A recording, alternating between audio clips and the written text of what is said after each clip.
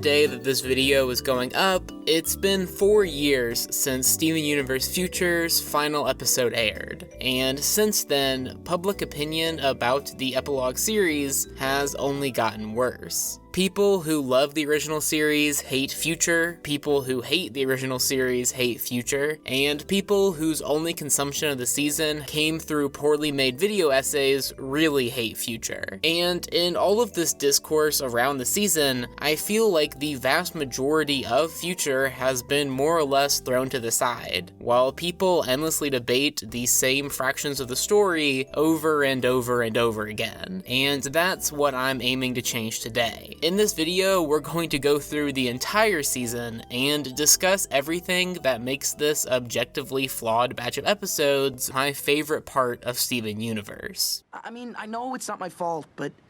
if there's a chance I could make it better, shouldn't I try? Even if the movie did feature bits and pieces of what the world looks like after the time skip, the beginning of this season still takes a little bit of time to establish what's going on, as we open to Steven giving a tour to a newly uncorrupted Cherry Quartz. And even if a lot of this scene is meant to just showcase Little Homeworld, we do get some hints towards the struggle that Steven is going to face throughout the season, as he mentions all of the changes that have occurred, such as Lars's new pastry shop and Sadie's new tour with the suspects, 2 things that aren't going to make it through the season, and 2 things that Steven isn't going to handle the end of well. Before getting to that though, the rest of the first half of this episode is just a relatively relaxed romp through Little Homeworld, as we catch back up with the other gems, who all seem well adjusted in their new roles. Especially Amethyst, who's pretty definitively the second most prominent character through the first 2 episodes, seems like she's really feeling fulfilled through her new role at the school, something that is immediately juxtaposed by Steven, who can't enjoy the good that he's done because of the good that he hasn't, as his mind drifts towards the one gem that he hasn't gotten through to, the one victim of his mother's regime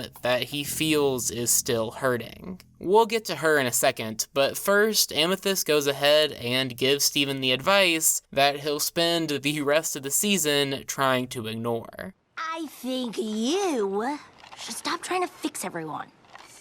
I'll save general talk about Jasper until we get to her focus episode towards the end of the season, but I think that Steven's interaction with her illuminates his journey through the rest of Future, as he offers his help to the last person on Earth that he feels needs it, only for her to continuously throw it back in his face. And while Jasper's dialogue is largely reflective of her own struggle with purpose, she does have a few lines in this episode that are foreboding for our protagonist, as she claims that, despite his insistence, the person who needs help most is Steven. And it's actually this line of thinking that triggers Steven's new power, a pink glow that serves as the physical representation of the mental health crisis that Steven slowly spirals into. And while he will eventually grow to resent this newfound strength, Steven initially loves this ability, and why wouldn't he, as it allows him to get as violent as he's ever been, a retroactively somber display of things to come. Before then though, the end of this episode sees Steven trying to spin this interaction, in which he lost control and almost poofed Jasper, as some kind of win, as he monologues about how life is a wonderful mystery. Most importantly though, the end of this episode sees the end of Steven trying to quote-unquote fix Jasper, leaving him with, as far as he's willing to admit,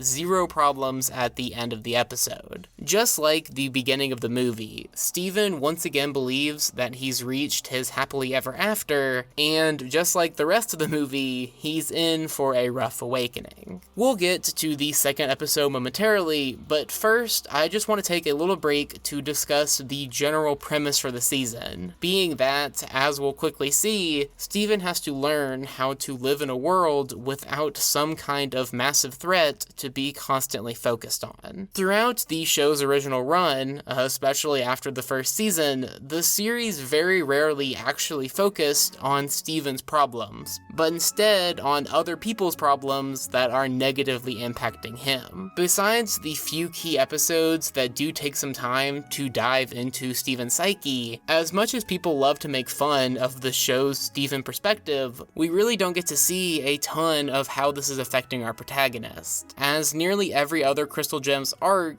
gets a larger focus, something that Future aims to change. While the original run was more about Steven's universe, these 20 episodes are distinctly about Steven universe. And while the first quarter hour was largely focused on introducing us back into the world, the second episode takes aim at really developing what Steven is going to face this season, as Future brings back a type of episode that we haven't really seen since the beginning of the show's original run. Episodes where Steven is responsible for the conflict. Not including the first episode, as Steven's interaction with Jasper barely constitutes conflict, over 2/3 of the quarter hours from this season feature problems solely created by Steven, including the last 11 straight, and starting with perhaps the best example, episode 2, Guidance. If Steven did absolutely nothing throughout this episode, then the outcome would still be almost entirely the same, as Amethyst's plan was working at the beginning of the episode and is working at the end of the episode. But in between, in his attempt to create a problem in order to solve it, Steven messes with the happiness of a bunch of gems and somewhat belittles Amethyst in the process. And while Amethyst does forgive him after a brief appearance from Smoky Quartz, it's clear that Steven has started to come to terms with the fact that, unlike usual, his insistence on helping others has had negative consequences. The ending conversation especially sees Steven first begin to verbalize the struggle of the season, as he wonders aloud whether or not he has quote-unquote lost his touch. And while the show is going to take a half-hour detour to focus on Steven's lingering mommy issues, this is something that sticks with him pretty heavily. While neither of the first 2 episodes from this season are quite standout, as both suffer from a bit of an early series slow start, they do establish this season's focus on how Steven reacts to the future. The future that has suddenly sprouted up around him while he was busy trying to help everybody that he physically could. I'm dying! I am dead,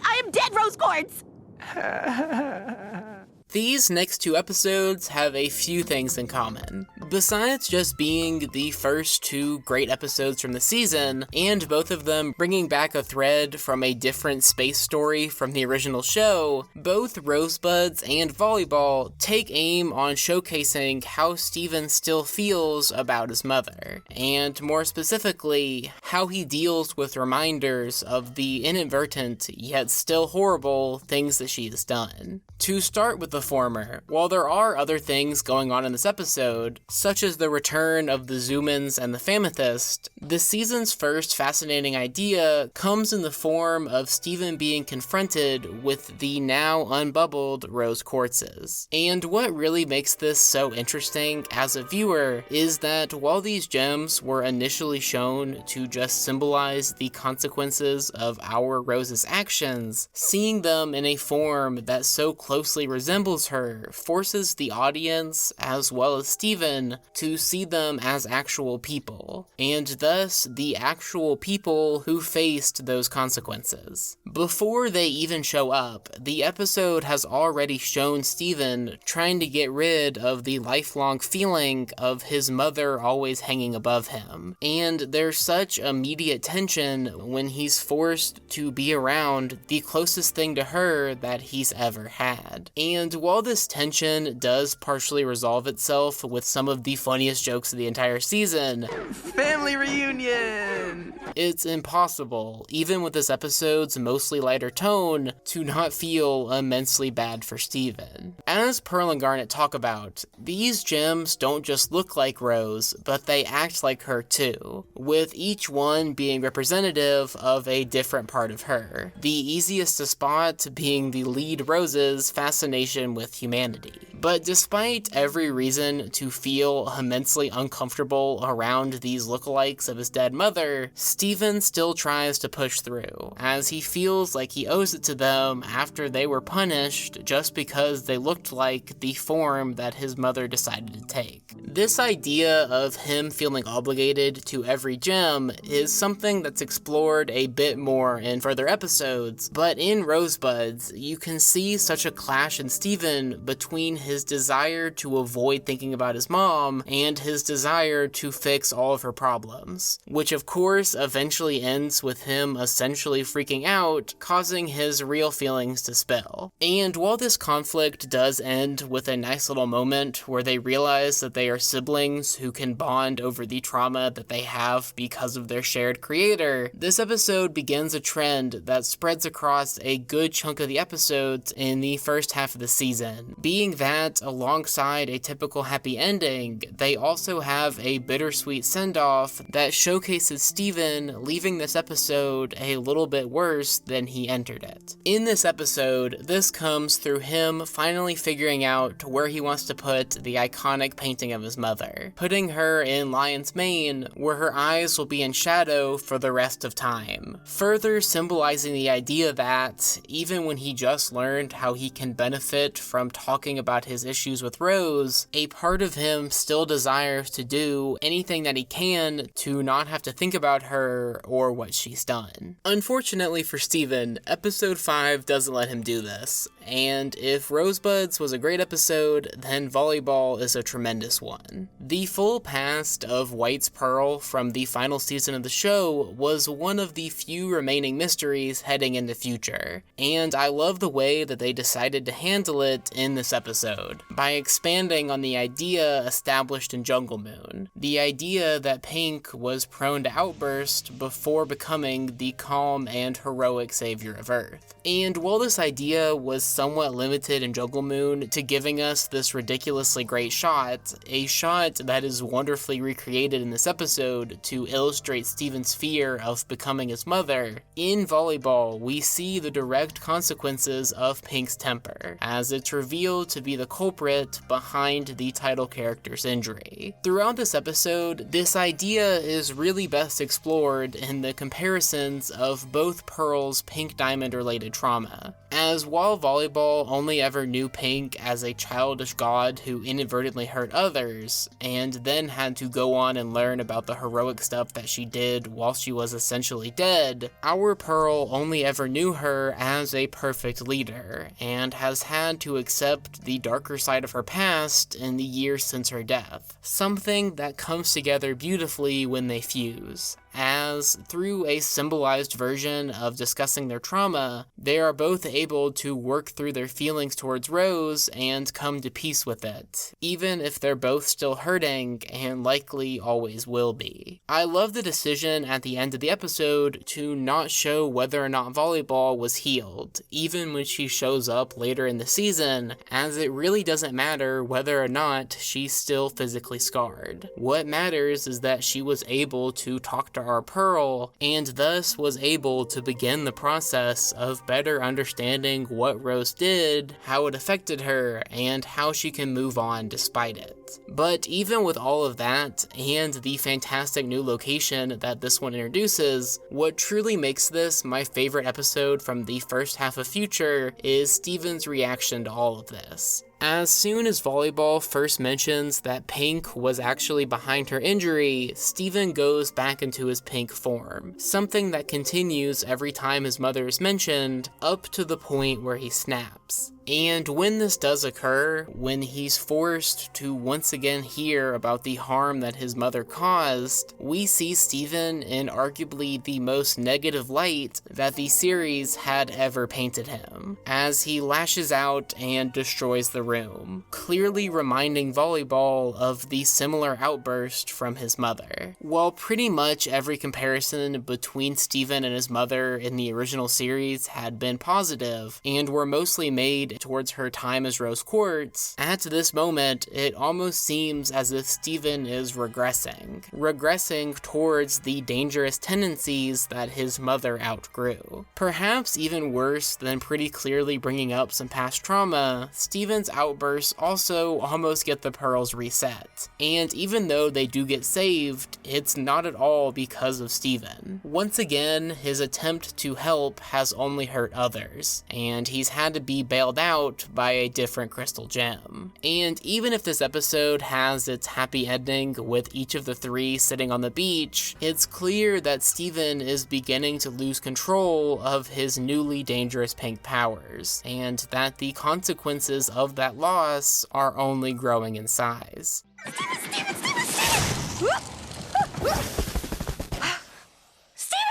We'll get back to Steven's spiral in a bit, but before this season gets so heavy that it would be weird to double back, I wanted to quickly touch on how this season handles its comedic aspects. Obviously, and this is largely due to this batch of episodes taking itself inherently more seriously than most of the original run, Future isn't as joke-filled as a typical season of the show, but the jokes that are in this season are some of my favorite to ever come out of Steven Universe. Especially in the first half of the season, before things get seriously jacked up, there are just a bunch of gags that I really love. I already talked about some of the shenanigans that I love, such as the stuff with the new roses, but it's really every character that interacts with Steven that brings such a fun energy to these episodes. Throughout most of the main series, it's Steven that is bringing the comedic relief in most situations,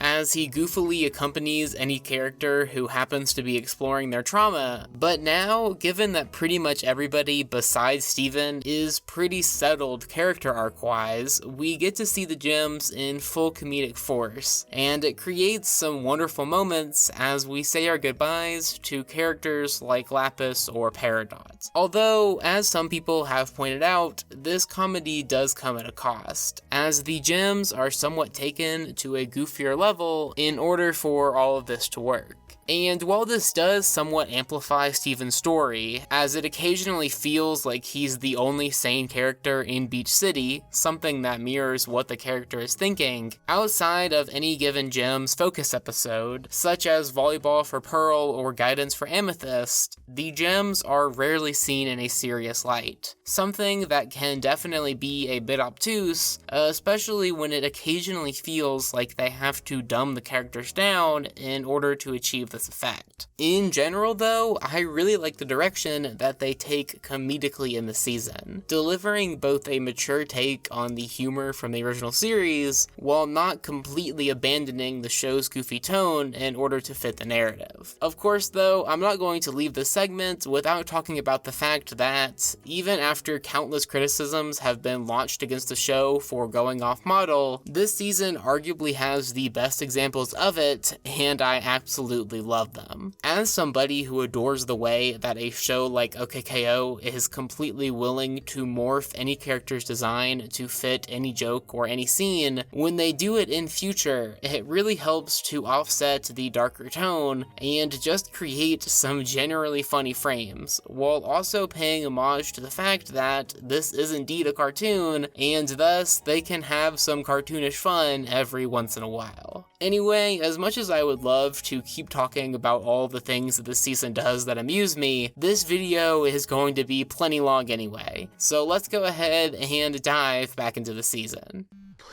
Please have everything under control. Steven, everything is out of control! Yep. While the next 4 episodes aren't as serialized as the latter half of the season, and certainly make up the least discussed portion of Future, I do think that there is a good amount worth talking about in these 4 episodes, starting with Bluebird. To start with the negatives of this episode, it suffers from a lot of things that you can criticize a handful of episodes from this season for, namely being the fact that, for a good 6 or 7 minutes, it feels like the show is wasting wasting precious seconds of its last season focusing on characters that nobody cares about. And while I do really like some of the gags during this section, and there is one really great moment that I'll get to in a second, there really isn't anything super fascinating for a solid 6 minutes. But when those 6 minutes finish up, and you get to watch Steven's reaction to the namesake fusion inadvertently forcing Greg to cut his hair in order to escape, this episode does get a little bit interesting. And while this moment is eventually cut by a joke, the little bit of time that we do get to see Steven completely freak out after his kindness is rewarded with somebody else getting hurt does a good job in foreshadowing the blow-ups that he'll have throughout the next 15 episodes, as his ability to stay calm in these types of situations is quickly dwindling. Although, perhaps the most damning moment for Steven in this one comes as Bluebird is flying away, as Steven doesn't even put up a fight, as if he can't even help all of the gems that are currently living on his own planet, what hope does he have for Bluebird as she flies into space? And while I will admit that this episode is certainly not a fully enjoyable watch all the way through, I will say that as somebody who has watched this season an unreasonable amount in the last couple of weeks, this episode's actual most interesting aspect is something that you couldn't fully appreciate when it first aired, which is the advice that Steven receives and how he chooses to respond to it. After Steven has a quick talk with his family about the situation,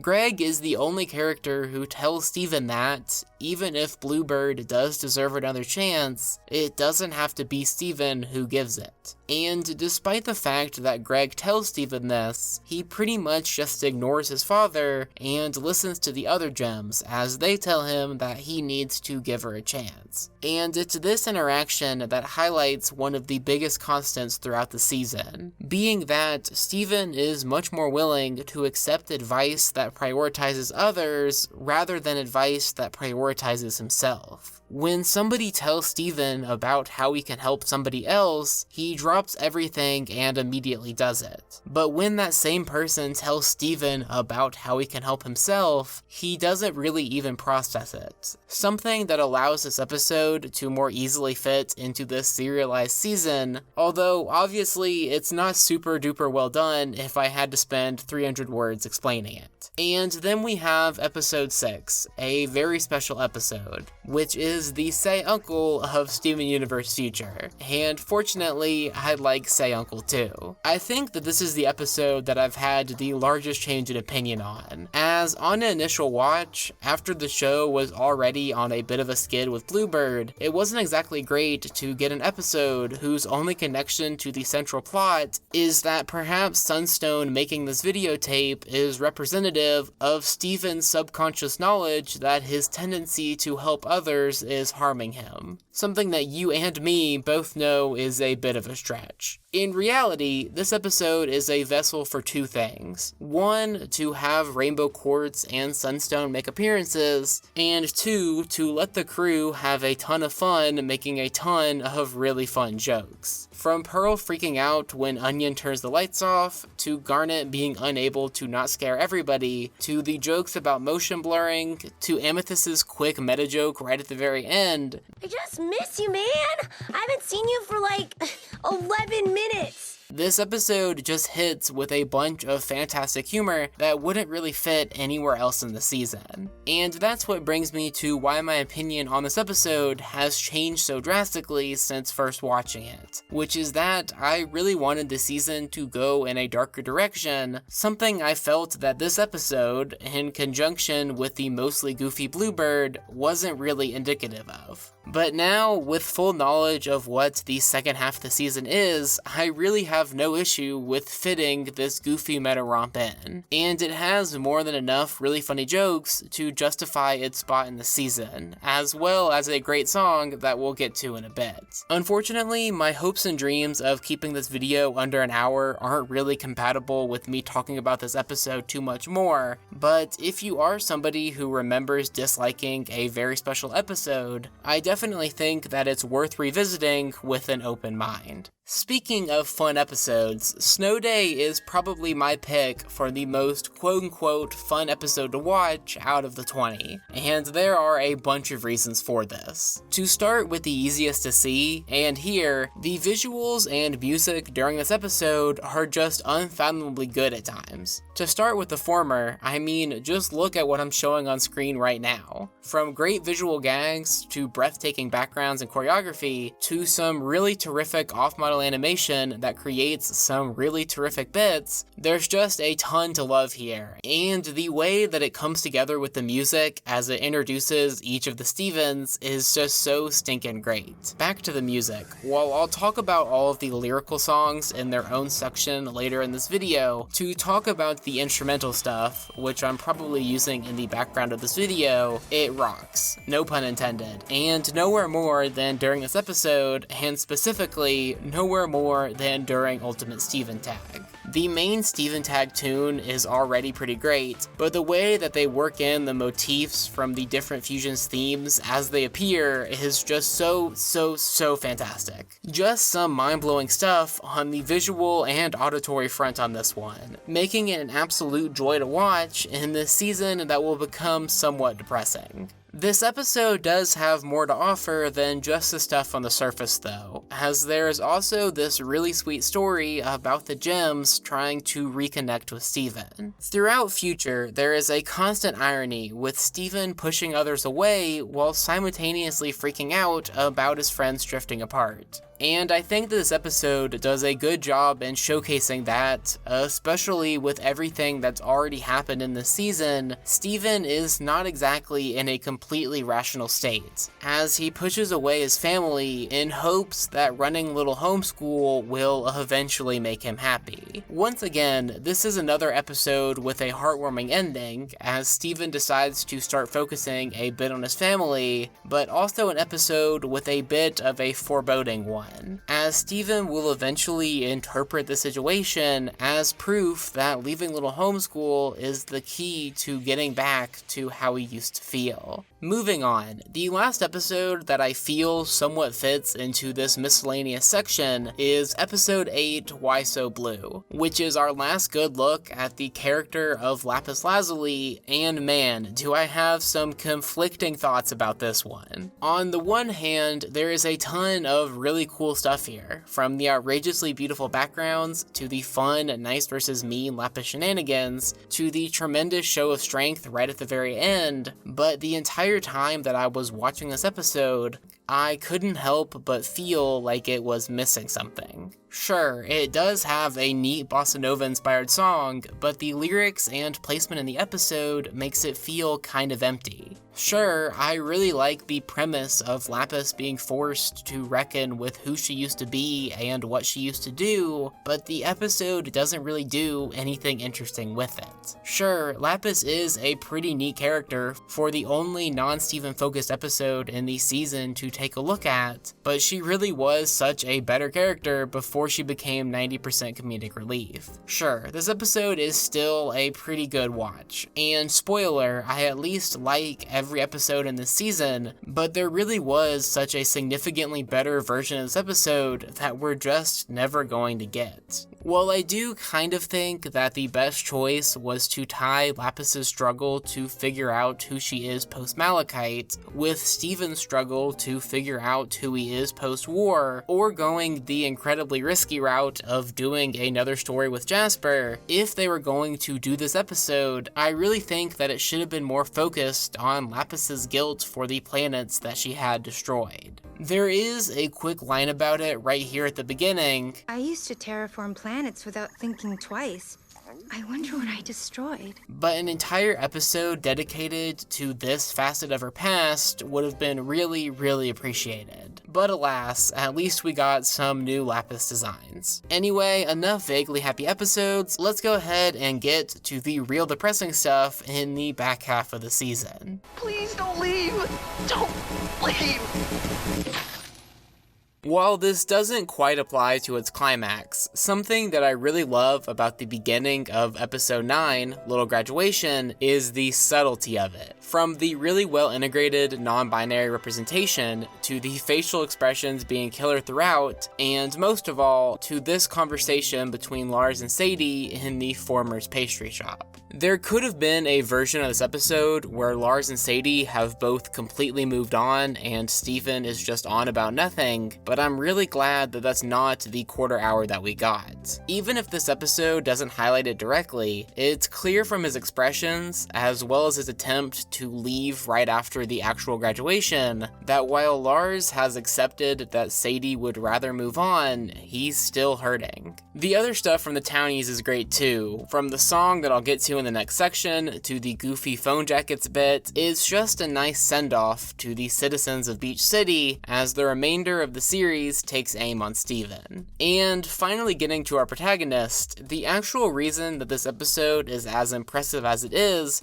because how it chooses to showcase Steven's struggle as he's forced to watch his friends drift apart as they figure out who they are. While Steven just spent his entire movie celebrating the concept of change, the change that he was celebrating was the change from bad to good, not a change from good to a different type of good. And that's what he's forced to confront in this episode, as he desperately tries to keep his friends in a little bubble, so that he can keep living the life that he knows once made him happy. And while the climax isn't quite subtle, as he literally does this, only to be talked down by a terrific, albeit somewhat random, Shep pep talk, I do really like the sentiment expressed at the end of all of this, being that, even if they are always going to be Steven's friends, they don't owe it to him to stay the same people forever. We'll get to this episode's depressing ending in a bit, but since I've already mentioned the concept a couple of times in this video, I've got to touch on the fact that this episode directly addresses the Steven-only perspective. And while the subtle meta-ness of it is enjoyable, I also think that it works as a little bit of a wake-up call for Steven about his relationships with his fellow humans. While yes, Steven is pretty much the center of the gem world, he's not the center of each of his friends' lives. And especially when he dedicates all of his time to little homeschool, he's simply going to miss stuff. And that brings us to the end of the episode, where after something involved with running little homeschool forces him to confront the fact that the people in his life aren't going to stay the same people in the same places forever, Steven decides to run away from that too. And while leaving this position does prove to be the right decision by the end of the season, the reason that he's choosing to do it here really isn't ideal, something that is represented by his atmospheric stargazing into the unknown, while Sadie sings in the background of looking towards the future, something that Steven is terrified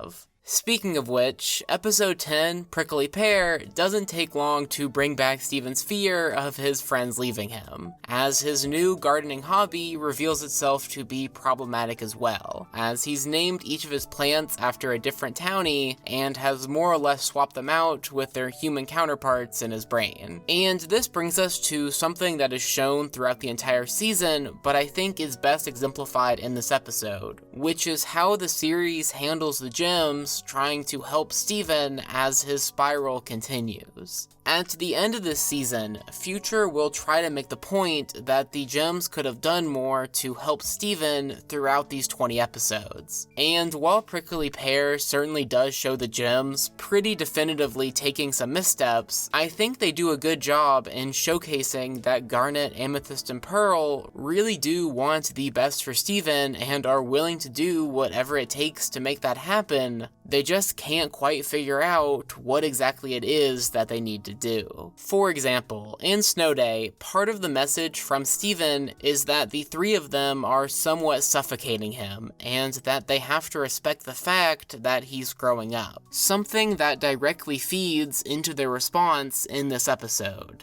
as even if they do try to check in on Steven throughout this episode, the rest of the Crystal Gems more or less respect Steven's privacy, even when they have some pretty direct confirmation that he's having some less than ideal thoughts. Getting to why they know that, while the Cactus Steven stuff in this one does create a pretty unique fight right at the very end, and is a nice way to bring back Steven's plant powers in a negative light, it's definitely a bit much to have him tell the plant about all of his problems, and then continue to do so even after it proves its ability to repeat things. I guess you could draw a conclusion that this is meant to be further proof that Steven's cognitive ability is continuing to decline, but it's a bit too unsubtle in my opinion, even for a show that loves to be really unsubtle. The ending of this one does hit pretty hard though, as the closest thing to another Steven decides that it's best to go and explore the world by himself, as Steven once again shuts down any attempt to talk about what's going on, and the gems don't push any further. Next up, we've got the Peridot episode of the season, which is, against all odds, surprisingly significantly better than its Lapis equivalent. And that's not at all a dig against Peridot, by the way, but her post-season 1 comedic progression just doesn't really fit the vibe of this season, something that In Dreams realizes, as it allows her to have a bunch of great gags in between Steven's nightmares. Speaking of which, the show has already done a bunch of different dream sequences, but some of the ones in this episode are some of the best they've ever done, especially the one right at the beginning and the one right at the very end. To start with the former, while I'm not going to break down every dream element in this episode, although stuff like Spinell's injector showing up in the background does a good job to showcase what's still rattling around in Steven's head, the first dream that our protagonist has sees him watching all of his friends partying, only for him to be denied entry under the premises of there being nobody else for him to help.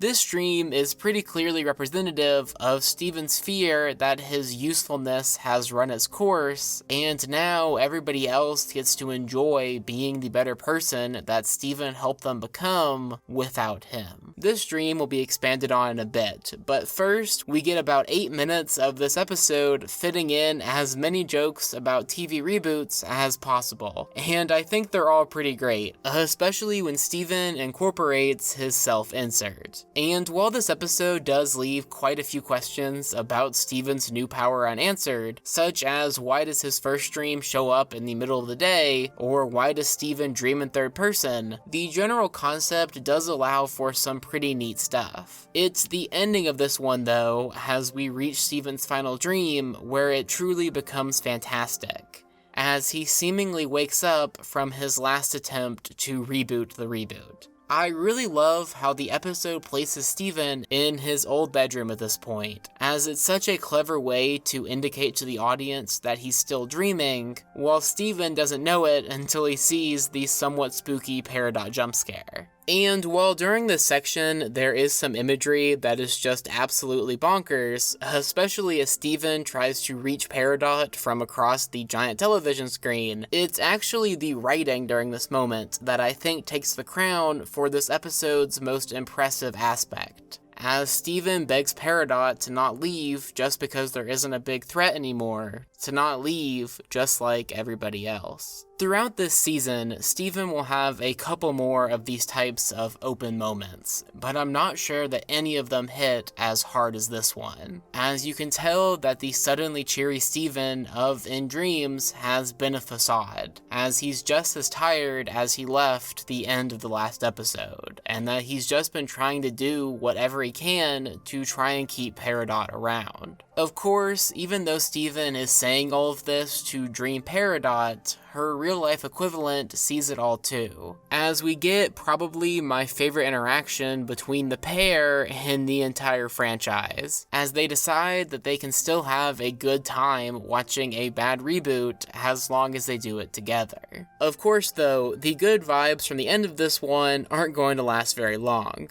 but before we get back to Steven's depressing journey, it's finally time to talk about the songs that I've been skipping throughout this video. Welcome to the party, Mr. Universe. Just like the original run, Steven Universe Future has a good number of musical numbers throughout. And before I talk about the general musical quality of the season, I thought a good way to cover each of them would be a somewhat speedy ranking. Quick side note, 4 of the songs that are about to be on this list are from episodes that I haven't talked about yet. So if I don't mention a certain aspect of them that you think that I probably should have, it's because I'm going to get to it when I get to that specific episode. Anyway, after cutting out all reprise as well as any super short songs or songs that are not SU originals, we've got 7 left to go through. So let's go ahead and start from the bottom. I've already talked about it in this video, but Shining Through is just not executed very well. The idea of a Lapis song almost guarantees success, and Rebecca Sugar's writing style fits bossa nova really well, but when you combine everything about this one together, as Lapis sings about the horrors of spending thousands of years trapped in a mirror to a groovy track in the middle of an episode with an almost entirely goofy Lapis, and yeah, it's just a bit too messy to really appreciate.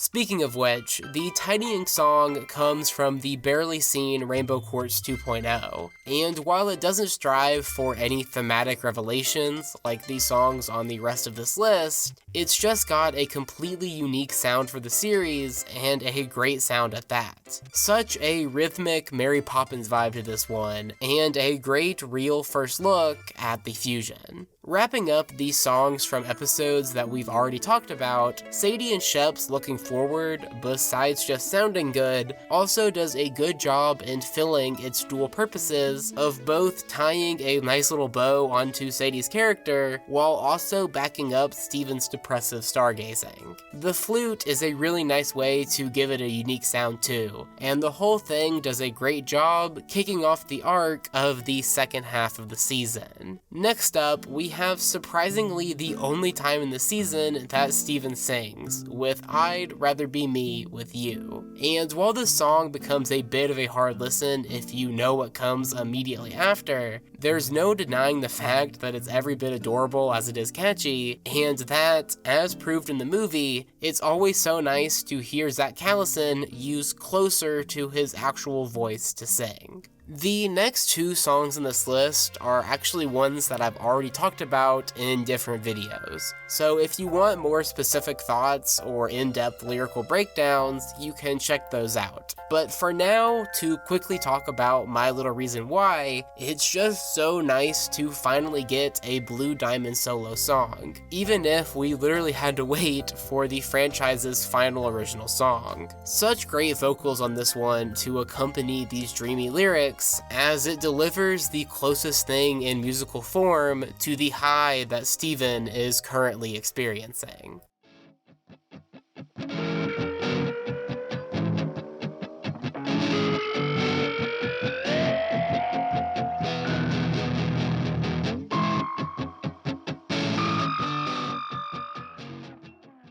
And while I'm sure that you can probably guess what the top spot on this list is, and should probably look at the name of the last section of this video if you can't, for reasons that you could also probably guess, I'm going to save my thoughts on that song for the end of the video. For now though, let's go ahead and talk about the general musical quality of the season, which is a little bit weird to talk about. On the one hand, compared to any non-Steven Universe season of animation, the songs in Future are just ridiculously well written and catchy throughout. But if you were to compare them to the first 5 seasons, and especially to the musical masterpiece that is the movie, it's hard to not find these 7 songs a little bit underwhelming. I mean, when Greg, Steven, Garnet, Amethyst, Pearl, Peridot, and Spinel sing a combined total of 1 original song, it just feels a bit off, especially when the final 3 episodes have a grand total of 0.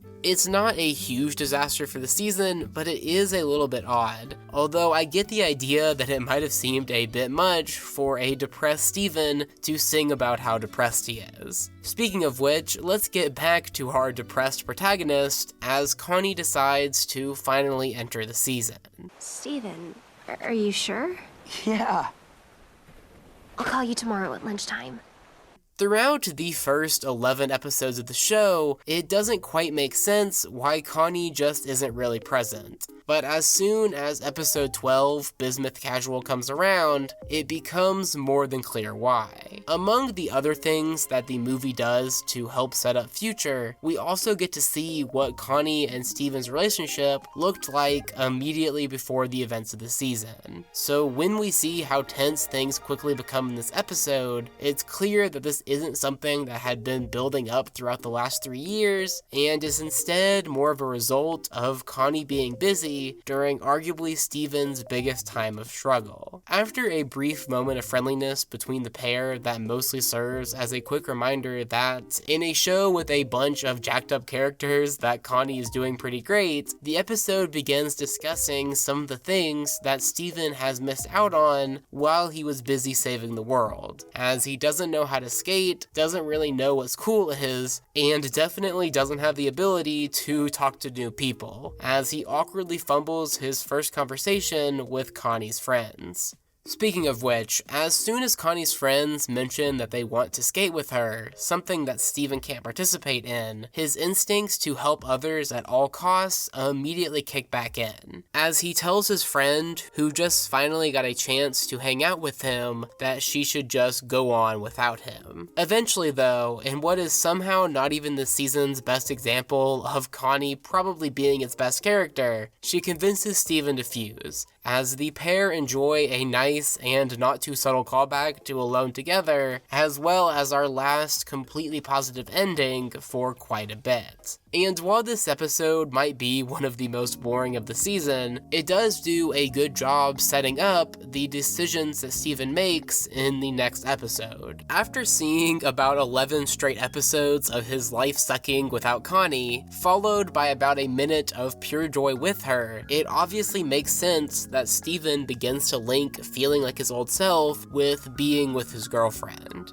Before we move on though, I just realized that I completely forgot to talk about the fact that this is the Bismuth episode of the season. And while it might have been better to get an episode that focused on her really interesting character, especially considering that the season is about Steven suddenly finding himself in the future, which is the exact thing that Bismuth did, rather than a half-baked romantic plotline with Pearl that refuses to commit to anything, including being entertaining, I think that... Wait, nope, that's the entire sentence. Moving on, episode 13, Together Forever, is really hard to watch, but is also a really well done episode. Even from the opening few minutes, it's clear that Steven has already stopped feeling any joy outside of his time with Connie, as he shifts back into a depression as soon as their video call ends, this time not even flinching when he once again begins to glow pink. Eventually, this leads Steven to go and get some advice from the most stable romance in the show, Ruby and Sapphire, and they are both absolutely terrific in this episode. It's very rare that we get extended time with the pair in an episode that's not about them, so getting to see them goofily talk Steven into making a not so great decision is absolutely hilarious, while also being pretty depressing for our protagonist. After talking with Ruby about how, considering his general dread about the future, how he's confused about how Connie can be excited for the same thing, he comes to the easily seen as problematic conclusion that Connie must be his future, a statement that Garnet's love-obsessed components successfully and successively snowball into Steven somewhat manically deciding to propose to Connie. Before we get to see the consequences of this though, we first get to see Steven adorably set up a perfect date, as he easily proves just how much he knows and cares about Connie, with her being completely enamored before the song even begins. And as the wonderfully catchy song continues, you almost forget what the point of the date is, as you kind of start to believe that it was just such a kind gesture, and yeah, he's proposing.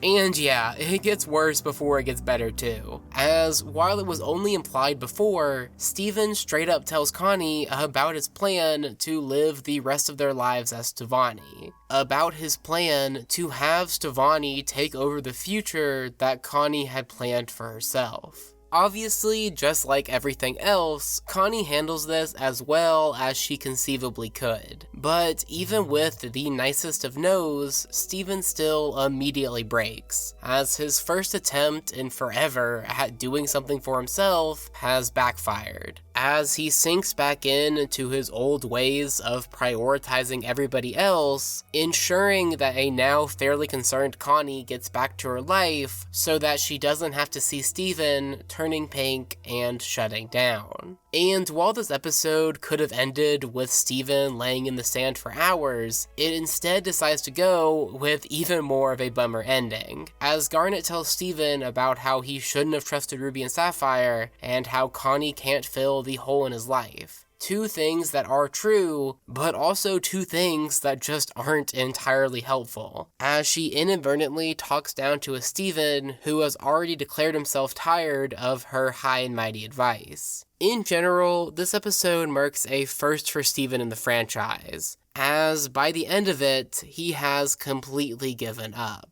Given up on trying to create a better future for himself, given up on trying to keep his friends from leaving, given up on trying to control his pink state. He's just entirely decided that his life sucks now for reasons that he can't understand, and that he's just going to have to learn to deal with it. Something that is expanded upon very quickly. Speaking of which, while Steven Universe Future as a season completely recontextualizes the original run of the show, no episode does it quite as much as Growing Pains, as the fun adventures that our protagonist had while saving the world are revealed to have severe consequences that just weren't entirely apparent. After one final appearance from the legendary Dogcopter, this episode doesn't even give Steven a chance to descend back into depression, as he's already there, with no family anywhere close to turn to, especially when you consider that you're supposed to forget that Lapis Peridot and Bismuth exist. Seriously though, after Steven learns that his father is still busy with the tour, a tour that Steven helped him become a part of, the only person left to talk about what just happened is Connie, who Steven only talks to when he inadvertently picks up her call as a result of his newest diamond side effect randomly growing and swelling. And while Steven agreeing to go to the hospital doesn't quite make sense for where he's at this point in the story, once he gets there, and after we get through our fair share of Goofy Boy and hospital gags, the episode hits with a bunch of revelations, as the franchise's inherently cartoony nature clashes with the realism of the season. Besides just the quick mention that Greg had never bothered to take Steven to the doctor before, a sentiment that's touched on in the next episode, the biggest reveal of this one, and something that is backed up through this fantastic montage of events from the past 5 seasons, is that the immense amount of trauma that Steven had faced, that had previously been assumed to be brushed away through cartoon logic, had actually been managed by a combination of his instant self-healing ability and his tendency to shove any trauma as deep down as possible, the latter of which causing his body to react to any threat as if it was world-ending, because he never let himself properly process the actual world-ending threats. And while that last sentence was 118 words long,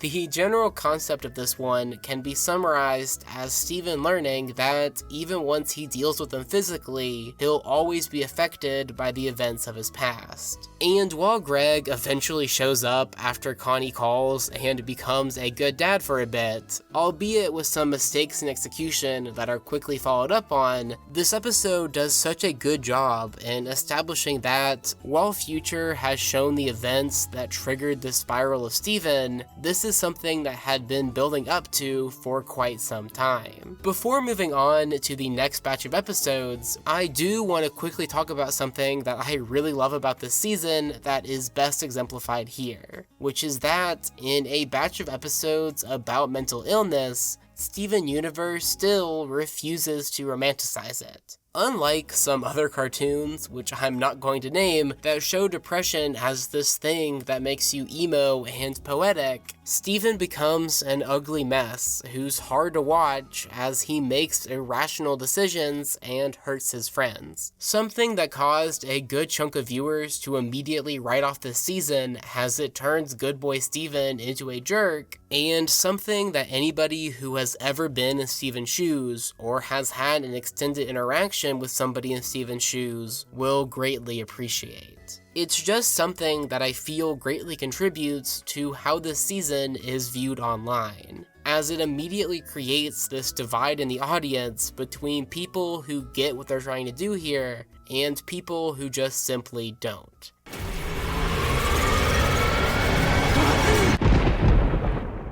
The next 3 episodes have multiple things in common, as besides just being episodes where, surprise, Steven gets some bad advice, they are also my 3 favorite of the season, as well as the 3 episodes that I already made videos about. While, trust me, I am still going to talk about them plenty in this video, if you do want to hear me go into significantly more detail, I definitely recommend searching those videos out. Anyway, moving on. As I just mentioned, all 3 episodes are terrific, but I don't think that I love any episode I'll talk about in this video more than episode 15, Mr. Universe, and there are a bunch of reasons for this. After Steven's fairly accurate self-diagnosis, where he tells his father that he doesn't really know who he is outside of his role in gem society, Greg is immediately reminded of his own journey of self-discovery,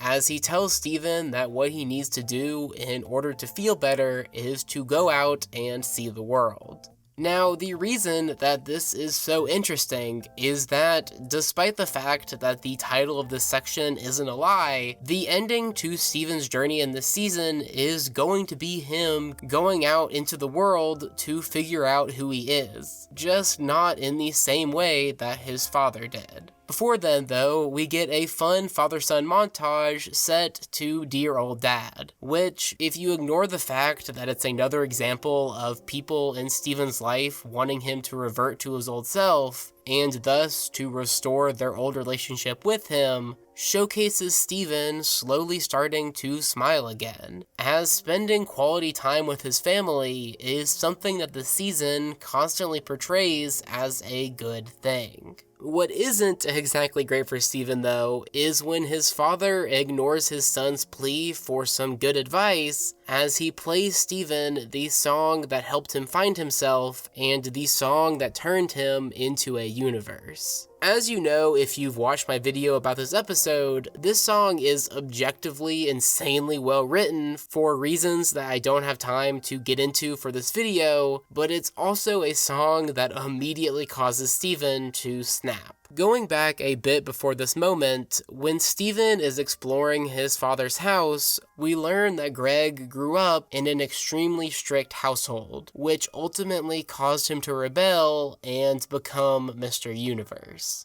And while the takeaway that the audience will probably have about his parents is that they were terrible as they completely controlled his life, made him constantly miserable, and never even bothered to read the letters that he sent them about his new family, Steven instead comes to the conclusion that if he had Greg's parents, he wouldn't have to deal with what he's currently going through. They never would have let him not attend school, or never go to a hospital, or ever face such immense physical and mental trauma over and over and over again, something that he screams at his father while driving the van that once represented their relationship, as Steven wrecks that too. In the final moments of this one, Greg is given one last chance to help his son, and unfortunately, out of fear of doing what he hated his own parents for, he just can't face actually confronting Steven. telling his son that he can just keep eating ice cream until he feels better. At this point, Steven realizes that his father just can't help him, as he deletes his father's high school photo off of his phone, severing the connection with the closest representative of his human side. Also, side note, I know this video can't really decide whether or not it's an analysis or a review, but man, this episode is so terrific that I feel like I can't leave it right here. Seriously, with such fantastic songs, visually stunning sequences, probably the best writing of the show, the tense feeling so effortlessly weaved throughout, to the continued comparison of Greg and Rose, Mr. Universe isn't just my favorite episode of my favorite season of the show, but perhaps my favorite quarter hour to ever come out of this franchise. And even with all of that, I really don't think that episode 16, Fragments, is that much worse. And while most of this episode's quality is derived from the Jasper stuff, and trust me, we'll spend some time on her in a bit, this one's first stroke of brilliance actually comes right at the beginning, as we see each of Garnet, Amethyst, and Pearl try to talk to Steven as soon as he's done watching Bismuth try to fix his father's van. A reminder of the real danger for his friends and family that his current state is creating. And while everybody here is trying to be beneficial towards Steven, none of them can get out of their own way long enough to be beneficial, as Pearl just tells him that he's going to hurt somebody because he's out of control, Amethyst just tells him to chill out, and Garnet just tells him that he's better than this. A statement that Steven interprets as a confirmation that he used to be good, and now he's worse. This scene is done really well to justify Steven's actions immediately after, as he puts up walls physically and emotionally and goes to the one place that nobody would expect him, back to Jasper. And while I'm sure that a good chunk of people, including myself, would have liked to see more Jasper than what we got during this season, and she's still my pick for a potential Steven Universe continuation, the combination of her only appearing at the beginning and end of the season,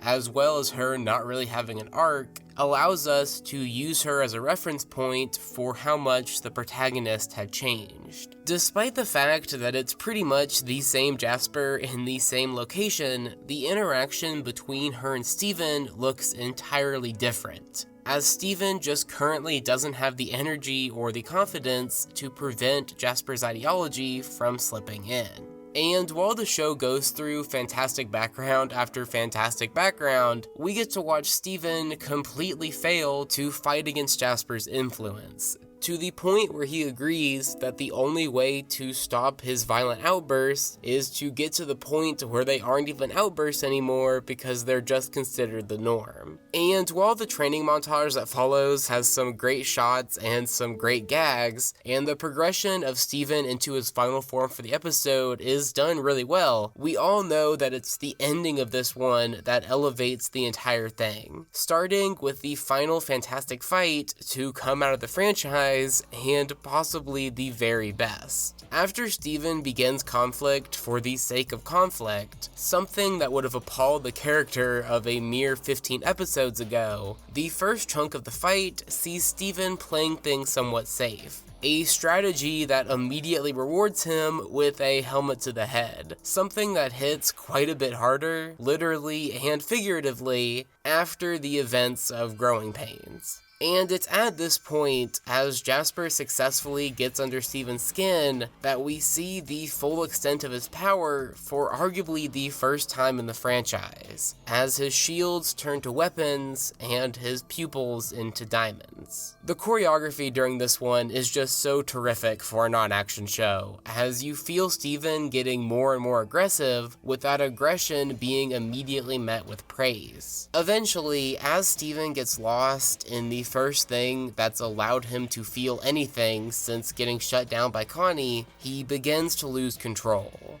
As after essentially winning the fight by trapping Jasper, Steven simply can't stop, eventually finding himself completing the first shattering of the era. The episode doesn't announce this at first though, allowing the audience to think about all of the horrible things that could have happened that would cause Steven to go back to the one place he was trying to get away from, as it confirms that it was the worst possible outcome. Obviously though, Steven is able to bring Jasper back, something that the next episode proves wasn't even a function of his rush, but even despite this, there are still two massive impacts that this event has. First, and it'll be until the end of episode 18 that the show will fully dive into this, but this is the best example of the season that, even as his actions are becoming more and more harmful and are having more and more consequences, Steven isn't really having to face any of them. When Steven proposes to his 15-year-old girlfriend, it's okay because she quickly moves past it. When Steven crashes his father's van, it's okay because no one's hurt and he has the money to fix it. And when Steven kills Jasper, it's okay because he can reverse that too. While a normal person makes mistakes, faces consequences, and then learns from them, Steven is doing something bad, getting depressed from it, and then moving on and doing something worse. It's a cycle that's been prevalent throughout the last couple of episodes, although it obviously climaxes here. And while Steven will deal with that first consequence after the next episode, he spends the next quarter hour dealing with the next words out of Jasper's mouth, as after spending the entire series realizing and proving that he's not his mother and that he's not a diamond, he's become indistinguishable.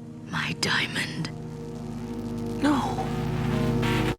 Episode 17 kicks off immediately after Fragments, and there are a bunch of different angles that you can take as you discuss Homeworld Bound. Obviously, the episode starts by focusing on Steven, but I actually want to quickly talk about the other characters in this episode, being the Three Diamonds and Spinel. To start with the latter, while Spinel doesn't get any kind of arc or story during this season, there's still a good bit to enjoy about her character in this brief appearance. While the movie budget no longer exists to make her look so legendarily great, that doesn't stop her from getting some fun animation, such as some of the most explicit Sonic references in a show full of them, as well as Sarah Stiles still giving such a great performance. She's also the focus of one of my favorite little details of the entire season, as despite this episode showing us that Yellow Diamond can now permanently alter appearances, something that Spinel proves herself to be aware of, she still chooses to keep her tears. As, unlike somebody else in this episode, she's perfectly fine acknowledging that her past trauma occurred and that she's trying to move past it. While there are some other things about Spinel in this episode that you could possibly talk about, in an attempt to keep this video under 90 minutes, let's keep things moving and talk about the other three diamonds. I'll talk about each of their attempts to help Steven when I get to him in this episode, but Homeworld Bound really is our best look at the characters after the events of Change Your Mind, and thus serves as the main place to discern what directions each of their arcs were headed. Out of all of the criticisms that have been thrown at the original show since its finale aired, I'm pretty sure that the most prevalent, quite easily, is the idea that the genocidal diamonds were redeemed. And given this video's title, as well as the 45 minutes directly before, I'm sure that you're aware that I'm about to tell you that I don't really think that's the case. Obviously, just like a good chunk of cartoons, Steven Universe does have a problem with not wanting to commit to long-term consequences. Something that, even if this episode does work it into Steven's arc in a pretty creative way, obviously isn't great. But as somebody who thinks that the only two outcomes for the show were either the diamonds having their minds changed, you know, like the theme of the show, or the most powerful beings in the universe being Deus Ex Machina away, I think we got the best outcome. And part of the reason that I think this works is because while they are no longer killing everybody that they can, can, the diamonds, as seen in this episode, aren't exactly fully reformed. In this episode, two of them use their powers on Steven against his will, the other has no ability to perceive why Steven might be uncomfortable around her, and in general, it's just clear that Steven doesn't really like them. Hence why, as shown in the movie, he's done pretty much everything that he can to not have to interact with them. Anyway, I'd love to talk about this for so much longer, and you could check my video about this specific episode if you want more insight, but I haven't even gotten to our protagonist, so we kinda have to move on. Speaking of which, after leaving his home filled with concerned crystal gems and a once again purposeless Jasper, Steven makes his way to Homeworld to be treated to the Diamond's attempts to fix his problems, each of which representing a different type of treatment for mental illness.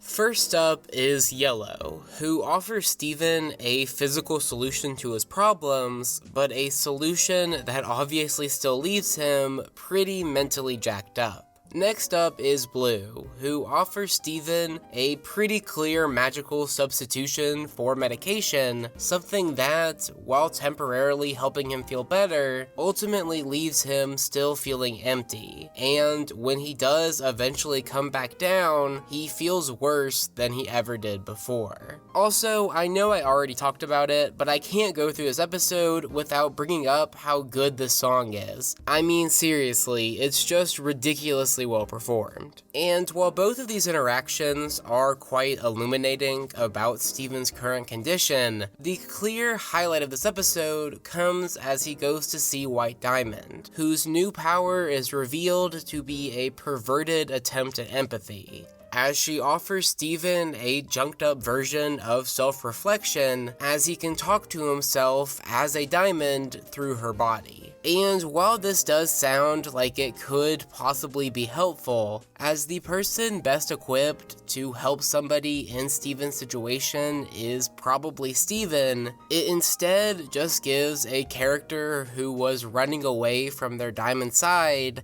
a chance to fully embrace it. The usually well-adjusted Steven was just barely able to deal with his diamond-related trauma while the diamonds were galaxies away. So, of course, when the now messed up protagonist is forced to directly confront what happened, he can't help but snap. It's such a great scene to watch him try to inflict his pain back onto White Diamond, as some part of him still blames her for every horrible thing that he's gone through since. But when he tries to use her power to bash her head into a pillar, he finds himself the only one who gets hurt. And it's at this point for Steven that there's nowhere left to turn. He's tried to connect with the other crystal gems, and it didn't work. He tried to connect with the humans in his life, and it didn't work. And now he's tried to connect with the characters most responsible for his life of trauma, and all he's done is try to kill them both. And as Steven runs away from the situation in a continuation of the Cinderella illusions from Familiar, with his request for advice from Spinel being met with confirmation that the person who could help him the most is the person that he used to be, Steven re-enters his pink manic state, and this time, there's no way out anywhere in sight.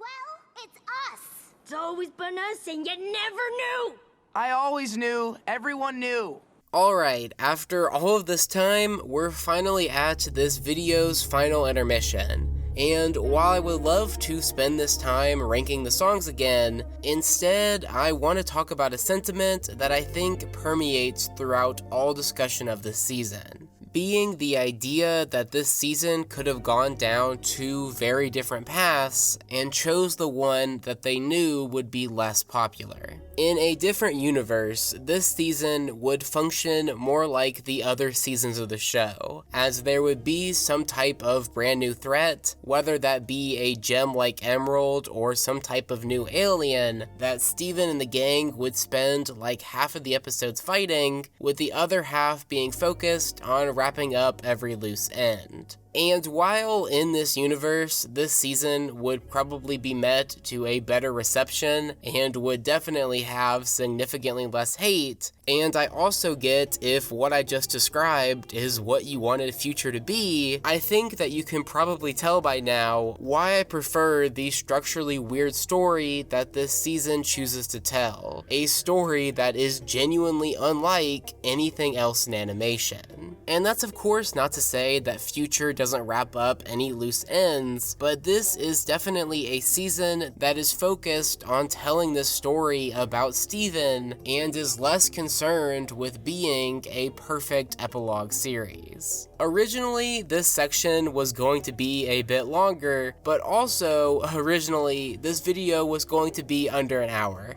And really, I just really wanted to make sure that I fit in this discussion before the last section of the video, since I have different plans for what I want that to be. Anyway, go ahead and buckle in, as we're approaching the end of this video, and as of now, the end of the franchise.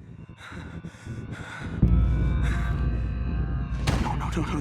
this isn't happening. As you can probably tell by the fact that I declared the last 3 episodes the best 3 of the season, even I don't believe that they ended the season as well as they could have. And I think that the biggest contributor to this fact might be how they paced the plot over these 3 episodes. I'm getting a little bit ahead of myself, but throughout this final trio of quarter hours, the first third consists of Steven on the verge of a mental breakdown, the second third is him during that mental breakdown, and the final third is about his journey towards recovery. And while I certainly don't hate any of these 3 episodes, as you'll see as I go through them, I kind of think that the first and the third are a bit slow, and that the second is too fast, which brings about an obvious solution if this was just a 33-minute special. Anyway, to get into the actual episodes, Everything's Fine starts off really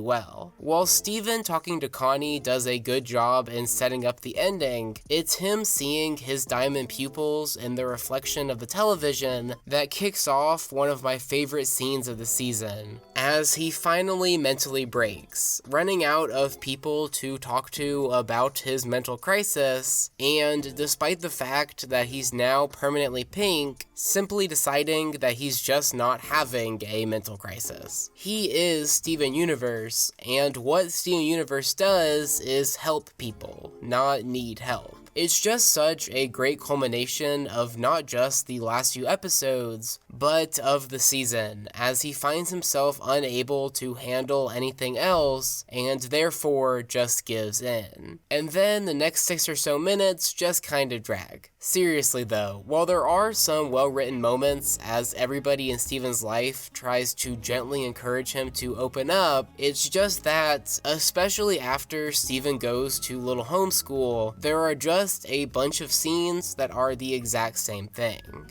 And while this type of plot structure is not at all new to Steven Universe, it's just not something that I would think is a good idea to utilize in your third to last episode, as Steven causing damage because he can't control his powers isn't really that hard to understand. Anyway, while all those shenanigans aren't really fun to talk about, the season once again hits with a truly terrific scene right at the very end, as Zach Callison delivers what is probably his best performance in the entire franchise. This whole intervention scene does too many things too well to mention all of them, but just to name a few. The music is absolutely terrific, the staging is tremendous, the facial expressions are immaculate, and all of it comes together to amplify this scene's most impressive attribute, just how overwhelming it feels. As the next episode will point out, Steven's friends and family should have forced him to have this conversation long before this point. But in this episode, they still show how, despite everybody having good intentions, they stage a pretty bad intervention, as they don't exactly cultivate a healing environment. Amethyst and Pearl can't calm down, Connie and Greg are horrified that Steven won't like what what they have to say, Garnet can't talk to Steven in a way that isn't condescending, and none of them can give Steven room to breathe in this conversation. As Steven goes on and on about all of the horrible things that he's done and how horrible of a person he is, talking about how he never faces consequences for his actions and therefore never learns anything, everybody else in the room just looks at each other, screams, and says things like this. You're joking, right? Nobody in this conversation was prepared for what Steven was going through, and I really love the way that the episode showcases this, as without anybody able to convince him otherwise, Steven becomes the monster he believes himself to be. Alright, after over 12,000 words, we finally reached this season's most controversial episode. And remember when, like 40 minutes ago, I said that I at least liked every episode in this season? Well, while that wasn't a lie, I Am My Monster is the quarter hour that came the closest to making me delete that line in the script. As, while I do like this one more than the majority of people, it is, almost objectively, a quite flawed episode, right from the very beginning. One of the biggest issues that this episode immediately runs into is just how many characters it tries to jam in, as I genuinely think that a smaller cast of characters trying to rein in Monster Steven would have been more impactful. While I get that people would have complained if they didn't include Lapis, Peridot, and Bismuth, and the way that the cluster is used is so cool that I almost think that it justifies its inclusion in this episode, I really think that the Diamonds and Spinel definitely shouldn't have been in this episode. The relationship that these four characters have with Steven is just so underdeveloped when compared to even some townies, and they just clogged up what is already a very rushed quarter hour. Moving on though, let's go ahead and talk about the things in this episode that I do actually like, the main one actually being the general concept.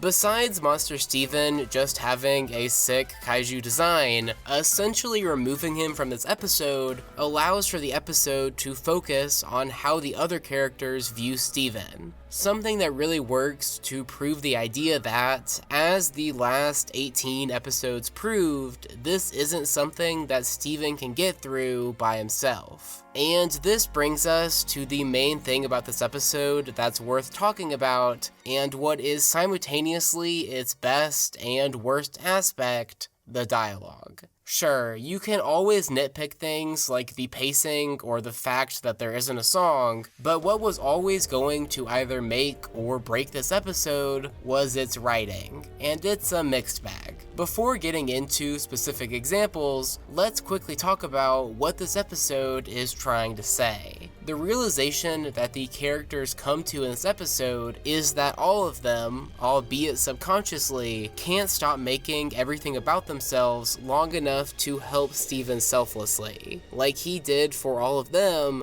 and like he needs now. And as a direction for this episode to take, I think that it's actually pretty solid, and that they really could have created a great episode based on that idea. With that in mind, let's talk about how they handle this premise, starting with 5 different characters basically saying the same thing, followed by Connie explaining the episode's theme to the audience in such a long-winded way. Obviously, as I've mentioned a couple of times in this review, Steven Universe has never been a subtle show, but after having such a great scene right before this episode, a scene where you are able to pick up clues to figure out what direction the season is going in, it just kind of blows that they don't trust the audience to understand anything about the season 19 episodes in. Anyway, obviously I don't think that those lines are great, but immediately after, we do get some really good stuff. Starting with this reference to one of the best songs in the series by Garnet, and a line that kills me every time. Steven, when I fell apart, you were there for me. I'm here, Steven. I'm here. Peridot and Greg's pleas to Steven were both really sweet too, as you can see just how much Steven meant to everybody around him, even if they didn't have the ability to show it. And then we have Pearl and Amethyst, who, despite what I just talked about, once again makes things about themselves. Believe me, I get it. Sometimes it feels like you're never gonna like yourself. I know how awful it feels to keep a part of yourself secret.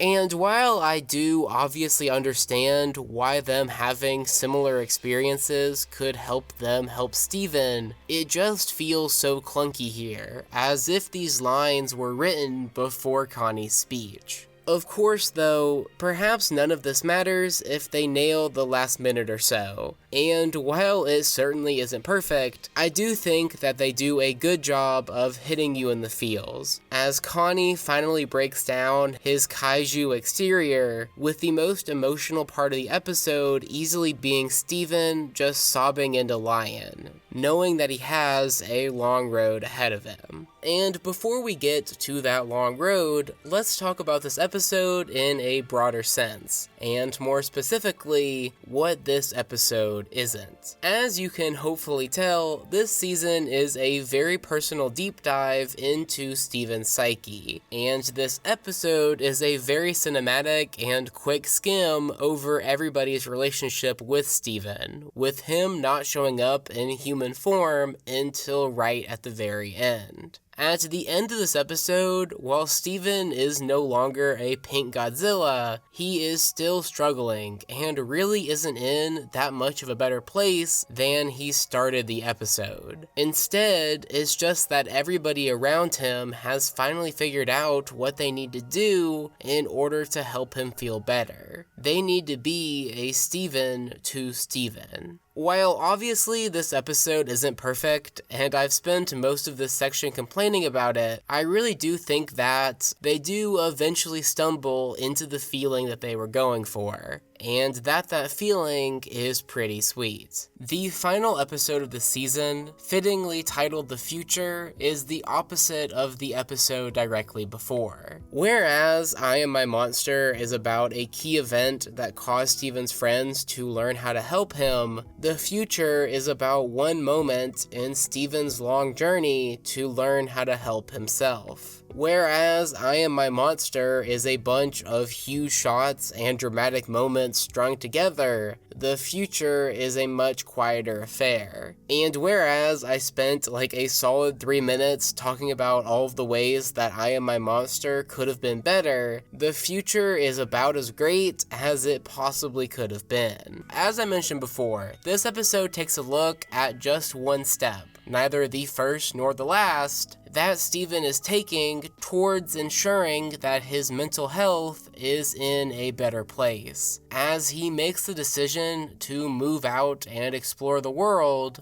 just like his father did decades before. It's a nice direction for the character to take at the end of the series, as not only does it both serve as a nice ending, as well as a place that's easy to pick back up for future installments, but it's also just nice to see them acknowledge that Steven doesn't just move past the massive meltdown that he just had, as even after the time skip, he still mentions talking to his therapist on the road. Anyway, that's pretty much all of the Steven development that we get during this episode, as the rest of it is spent like the Steven Universe finale was always meant to be spent, as we get heartfelt goodbyes between Steven, Greg, Connie, and every main gem. We'll get to Garnet, Amethyst, and Pearl in a little bit, but first I want to start by talking about Connie. In comparison to every other character here, it's clear that Steven's interactions with his girlfriend aren't really going to diminish that significantly, as they've already made plans to meet up frequently, and the casual first on-screen kiss between the pair makes it pretty clear that they've gotten closer in the months since we last saw them. Moving on, while While it will always kind of be a bummer that every time we see Lapis, Peridot, and Bismuth, they become less interesting characters and closer to the same character, it's hard to not get at least a little bit emotional when they all say goodbye to the character that's responsible for kicking off their redemption arcs. While it is a bit overly goofy in comparison to the scene that I'm about to talk about, it does do a good job introducing the idea of Steven giving his friends parting gifts. And Bismuth getting the Crystal Gems flag is obviously such a cool moment. Moving on, my favorite scene in this entire episode should be pretty obvious to anybody who has been paying attention, as I obviously absolutely adore the final interaction between father and son. Even if it is a little bit weird that Greg doesn't just go back to his tour with Sadie and Shep now that Steven is leaving Beach City, it's just such a beautiful moment to see how proud he is of his son for doing the same thing that changed his life so many years ago, and how both of them know that this doesn't mean that their relationship is coming to an end. Obviously, as Mr. Universe pointed out, Greg hasn't always been the perfect parent, but as their last interaction of the franchise makes clear, these two characters really do, and always will, love each other. Moving on, at only 20 episodes,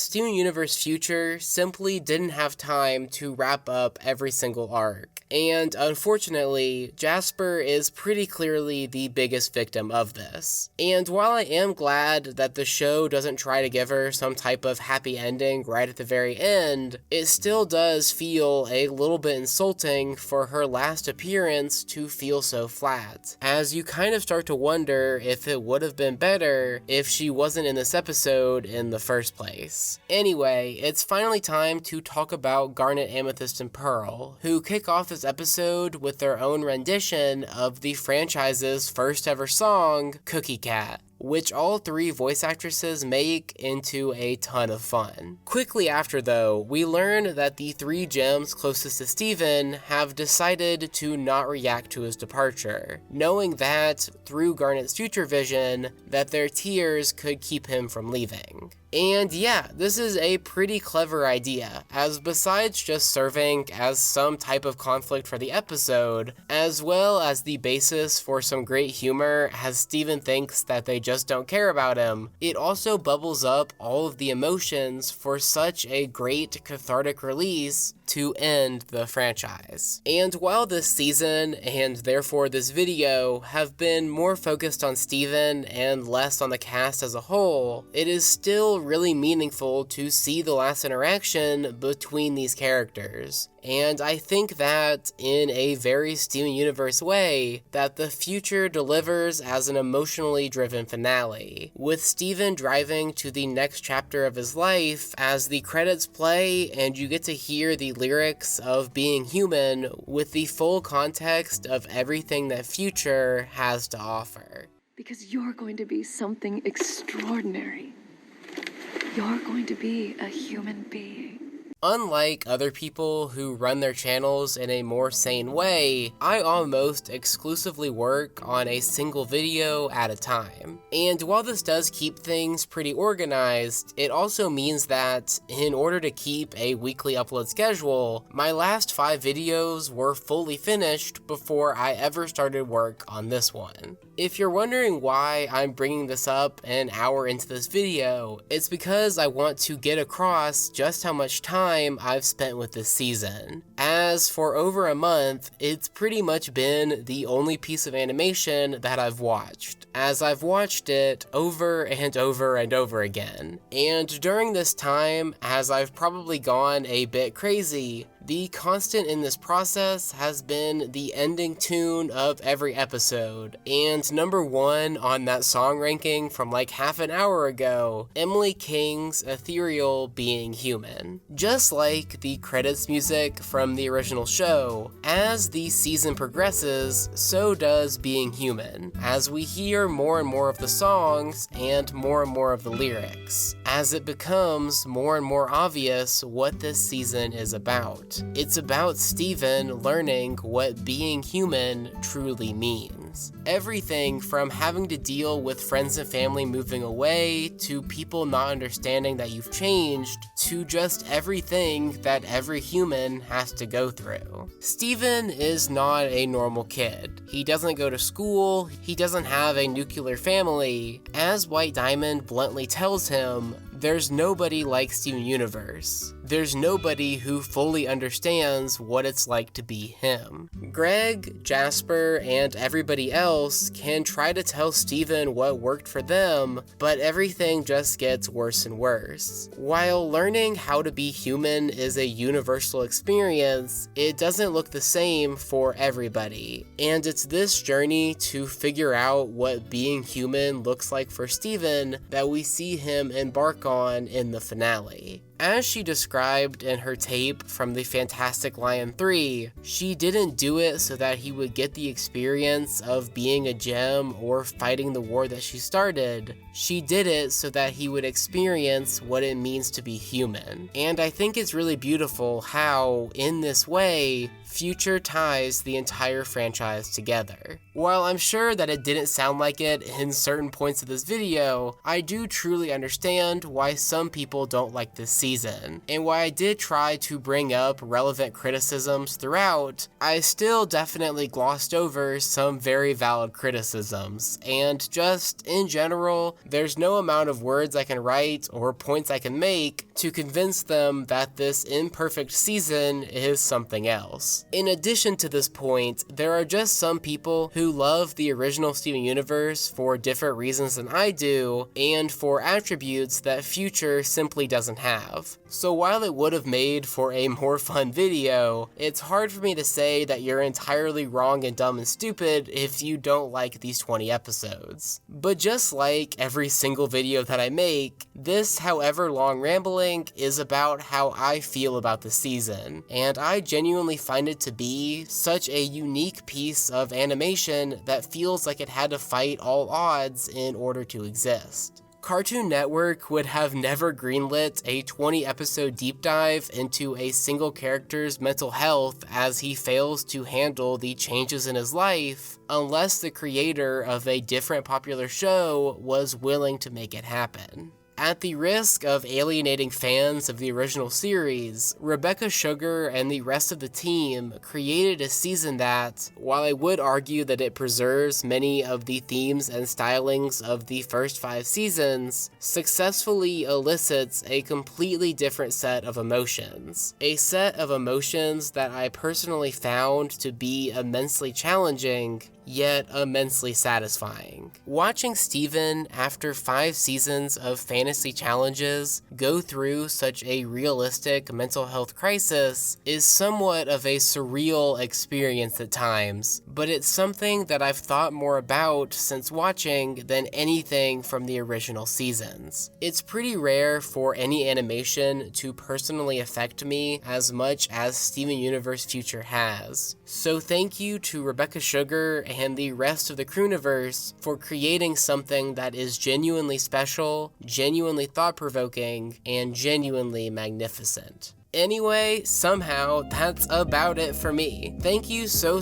much to anybody who sat through the equivalent of like 7 AmpleSamuel videos back to back, as it genuinely means the world. Even if creating this video was pretty mentally taxing, as I definitely wasn't prepared for how long this was going to take, reading your guys' comments on videos that came out during this time was the only reason that this video ever got finished. So thank you so much to anybody who has ever taken the time to leave a comment on something that I've made. If you're wondering what's next in my coverage of Steven Universe after talking about the end of the franchise, I don't really know. I do have some ideas, such as covering arcs that I haven't really talked about, namely Peridot, Jasper, and the last half of Season 5, but if you've made it this far in the video, I definitely want to hear your suggestion, so please let me know what you want to see me cover next. Either way, this has been AmpleSamuel, and I'll see you sometime in the future. My voice is gone, and thanks for watching.